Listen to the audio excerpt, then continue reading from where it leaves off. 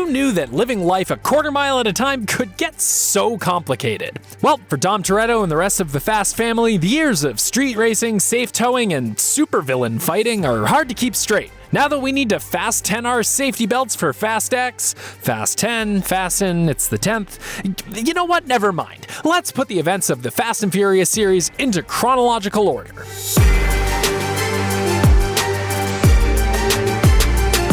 A young Dominic Toretto and his brother Jacob work as part of their proud Papa Jack's pit crew, until some dirty driving by Jack's rival Kenny Linder leaves the Toretto brothers orphaned.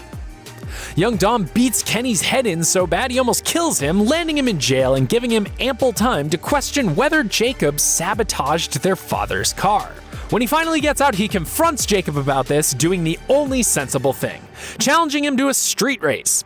Jacob loses said race, and Dom forces him to leave town forever. The now grown Dominic Toretto spends his days as a mechanic and his nights street racing and stealing VCRs off the backs of trucks. His work has attracted the attention of the LAPD, so Officer Brian O'Connor goes undercover to catch Toretto in the act.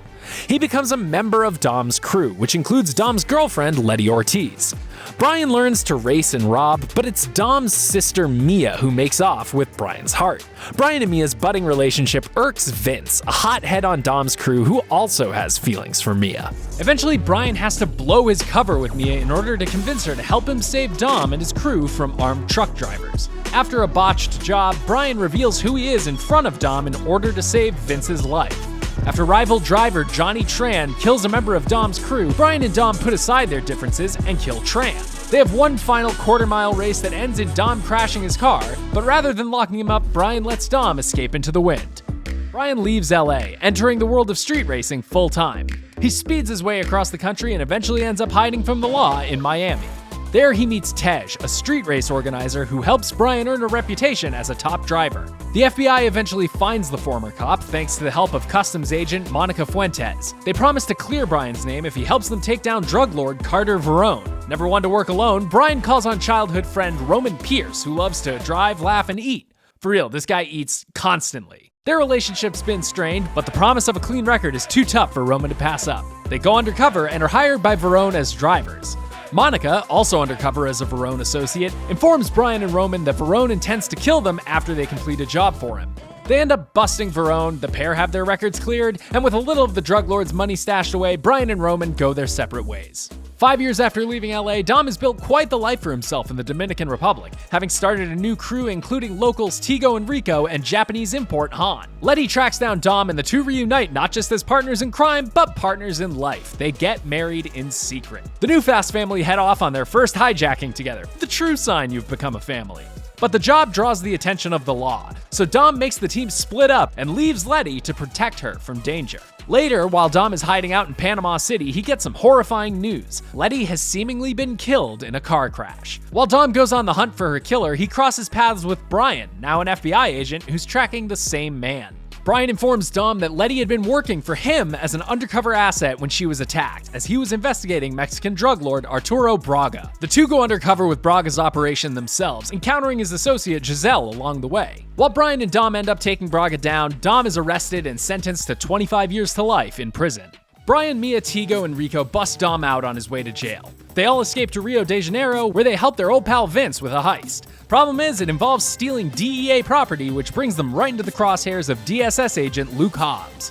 While Hobbs and local cop Elena Neves are tracking down the heroes, Dom finds himself targeted by drug lord Hernan Reyes. See, they find themselves in possession of some sensitive information detailing all of Reyes' wrongdoing. The Fast family's escape plan gets complicated by one little fact. Mia is pregnant with Brian's child. So instead of escaping, Dom concocts a scheme to rob Reyes and cripple his empire. Many epic fights and chases through Rio ensue, and Elena and Dom become romantically involved. After Reyes kills Hobbs' team, Hobbs and Elena team with Dom's crew to nab all of Reyes' confiscated money, currently residing in a police station. Trouble is, it's gonna have to be a pretty huge withdrawal. Dom's crew rips Reyes' vault right out of the police building, dragging it through the streets while being chased by both the police and Reyes' men.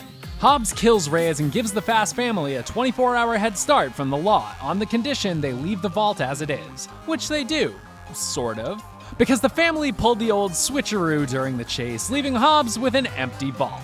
Real quick, speaking of family, Hernan Reyes' son Dante was there for all of that, and Fast 10 will see him out for revenge on Dom for stealing his trust fund. But I digress, back to Fast 5. Hobbs isn't done yet. He learns from good old Monica Fuentes that not only is Letty still alive, she's part of mercenary Owen Shaw's crew, who have recently attacked a military convoy. 4 years later, Hobbs approaches Dom, informs him Letty's still alive, and asks for the family's help taking Shaw down in return for clean records. Dom and Elena break up, but Elena's still going to be an important part of Dom's life. We'll get back to that later. The first attempt to capture Shaw fails, but they do learn that Letty is suffering from amnesia. She even shoots Dom. Right in the Fast family feels.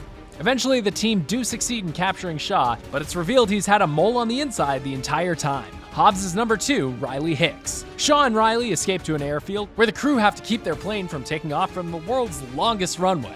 In the chaos, Letty kills Riley, Dom knocks Shaw out of the plane, Giselle, who's now part of the Fast family after working for Braga, sacrifices herself to protect her boyfriend Han, and the plane comes to a blazing halt. Dom and Letty rekindle their romance, and the rest of the family settles in for what should be a peaceful new chapter.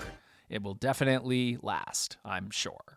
With Giselle dead, Han ventures off to Tokyo, which in the Fast universe is apparently technologically frozen in 2006 at this point. Anyway, Han gets involved with the racing community and mentors Sean Boswell, a kid fresh from the States, on the ways of drifting. Han's been stealing from the head of the Yakuza, and he's attacked by what appear to be Yakuza men and left for dead. But in actuality, the culprit is Deckard Shaw, Owen's even more dangerous brother who's out for vengeance on the Fast family for leaving Owen in a coma. Shaw's been busy with his revenge, hospitalizing Hobbs, blowing up Dom's house, and tailing the team to Han's funeral. Dom drives him away from the service, but only makes it out with his life thanks to Mr. Nobody, a covert ops agent who needs help from the family to rescue Ramsey, a hacker and the creator of God's Eye, a program which can hack anything with a camera. Seriously, can no one in law enforcement get by without the help of a few street racers? They succeed in recovering Ramsey and travel to Abu Dhabi, where Deckard ambushes the team and steals God's Eye. The team, with help from Hobbs, have an epic showdown with Deckard back in LA and succeed in bringing him to justice. Brian and Mia retire from the Fast family to raise their family in peace. Dom and Letty are in Cuba when Dom is approached by the hacker Cypher, who's got a knack for forcing characters in these movies to work for her. She's the one who hired the Shaw brothers for their respective failed missions earlier in the franchise. Cypher reveals that not only does she have Elena and her child captive, but that Dom is the baby boy's father. Why is the baby still a baby 4 years later? Why does anything in these movies happen? Don't pay attention to it! Cypher uses all of this as leverage to force Dom to run a mission for her. Suffice it to say, Letty and the team are very confused about him turning on family. With Dom on the run, Mr. Nobody brings together Letty, Tej, Roman, Ramsey, Hobbs, and surprisingly, Deckard Shaw to stop Cypher. Of course, Dom would never really turn his back on family, and he pulls strings behind the scenes to save his child and stop Cypher, although his betrayal does get Elena killed. The family manages to stop Cypher's plan, but she escapes to hack another day. Hobbs retires from the DSS, but we know for the most part that retirements really don't stick in these movies. Sometime after the events of Fate, Hobbs has joined back up with the DSS and is loaned out to the CIA to recover a stolen virus called the Snowflake, which can be programmed to kill selected people on a mass scale. The virus has disappeared after an attack in London from cyber super soldier Brixton Lore, who attempted to steal it in transit. To keep it out of Brixton's hands, one of the MI6 agents on that mission injected herself with the virus and went on the run, leaving Brixton and Etion, the tech supremacist cult he's operating on behalf of, to brand her a thief. Hobbs travels to London to rendezvous with the other CIA asset on the case, Deckard Shaw. They're really excited about working together again. This guy's a real asshole. The two manage to track down the rogue MI6 agent, who it turns out is Deckard's sister Hattie. Brixton attacks the CIA black site and nearly makes off with Hattie and the virus she's carrying, but after chasing them down a building and through the streets of London, Hobbs and Deckard recover her and go into hiding. Brixton uses Etion's influence over the media to make the trio public enemy number 1, or 1, 2, and 3. Hobbs and the Shaws track down the Snowflake's designer, Professor Andreyko, for help extracting it from Hattie so it doesn't, kill her, go airborne, and destroy half the world's population. He informs them that the extraction device is located at an Etion weapons facility in Chernobyl. Hobbs and the Shaws infiltrate the facility and recover the device, but it's damaged during their escape. There's only one man on Earth who can fix it. Hobbs' brother Jonah, a mechanic in Samoa. Despite being estranged from his family, Hobbs brings the Shaws to Samoa, where Jonah is able to extract the Snowflake from Hattie while Hobbs and Deckard prepare for an onslaught by Brixton and Etion's forces. They figure out a way to disable Etion's smart weapons just long enough to lay down some Samoan justice, but Brixton again captures Hattie. Hobbs, a human man, manages to win a tug of war with Brixton's helicopter, and the four of them tumble off a cliff. Hobbs and Deckard finally figure out that the only way to win is by working together, and they defeat Brixton. Etion's mysterious director decommissions Brixton, and he falls into the sea. But does anyone really believe he's actually dead? We're just gonna drown superpowered Idris Elba? Han blew up and he's back in F9, so let's just assume Brixton's gonna crawl out of the ocean and help the Fast family travel to space in the future. But then they don't really need Super Idris to get to space. For that, we have F9, where that is a thing that actually happens. But I'm jumping ahead, let's back up. It's been 2 years since the whole Cypher thing went down, and Dom and Letty are raising their son Brian in the middle of nowhere. They're living the quiet life now. They're not interested in all that crazy globe-trotting and chaos, and all that's behind them now, except it's not, and it never is. Tej, Roman, and Ramsey show up with news that mysterious bad guys attacked Mr. Nobody's plane and captured Cypher, and discovered a part of Project Ares, which is like a high-tech skeleton key. It can hack you in just about anywhere. Dom joins the hunt once he finds out that his brother Jacob, remember him, Nordic Vin Diesel, is totally involved. Jacob is working with a rich dude named Otto, and they have Cypher held captive at their secret base. It's here that Jacob learns that there is another MacGuffin to go with the first MacGuffin, and since he really wants to complete the set, he's gonna go after it. Meanwhile, Mia and Letty head to Tokyo to investigate the possibility that Han is still alive, and yep, there he is, he's still alive. And he's watching over a little girl named Elle, and guess what? She's a MacGuffin too. We'll get back to that. While in Tokyo, Tej and Roman link up with Sean Boswell, Twinkie, and Earl who have been secretly building a rocket car, which is exactly what it sounds like. It is a car with a rocket. Dom figures out that Jacob's super secret base is probably in London and runs down Jacob and Otto, who just have him arrested. But he just escapes, so it's pretty much a wash. This all leads Dom, Tej, Roman, and Ramsey to Edinburgh, where Jacob is trying to boost another piece of Project Ares using a giant electromagnet. Big chase scene, and in the end, Dom uses the magnet to capture Jacob, Otto recovers him, and in the course of all of this, Jacob reveals a deep, dark Torreto family secret. On the day he died, their father Jack told Jacob to tamper with his car so that he would crash and be able to collect the insurance money to wipe out his debt.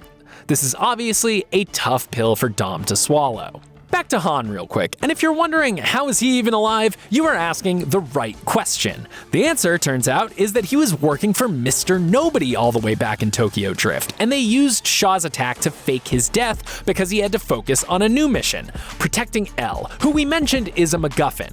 That's because her DNA is the key to unlocking that blasted Project Ares. So she's the key and the other part's the lock.